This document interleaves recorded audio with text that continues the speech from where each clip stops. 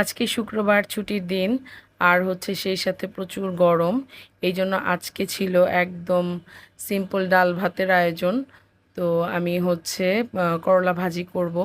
তো যেহেতু করলা ভাজি আমরা দুইজন খাবো, তাই 3টা করলা আর একটা আলু কেটে নিয়েছি। তো পেঁয়াজের উপরে দেখতেই পেলেন হলুদ, লবণ, কাঁচামরিচ দিয়ে আমি হচ্ছে করলা আর আলুটা দিয়ে নেড়ে চেড়ে এটাকে ঢেকে বসিয়ে দিব, তারপরেই হয়ে যাবে আমার করলা ভাজি।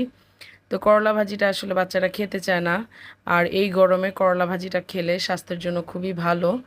তো সেই জন্য আমি অল্প একটু পরিমাণে করলা ভাজি করেছিলাম। তো এই তো আমি ঢেকে দেওয়ার পর হয়ে গেছে। এখন এটাকে নেড়েচেড়ে নামিয়ে সার্ভিং ডিশে সার্ভ করলেই হয়ে যাবে আমার করলা ভাজি। তো আমার ভিডিওটি যদি আপনাদের ভালো লেগে থাকে, যারা পেজ থেকে দেখছেন অবশ্যই ফলো করে দিবেন, আর যারা ইউটিউব চ্যানেল থেকে দেখছেন তারা কিন্তু সাবস্ক্রাইব করে দিবেন চ্যানেলটি। সবাই ভালো থাকবেন। আল্লাহ হাফেজ।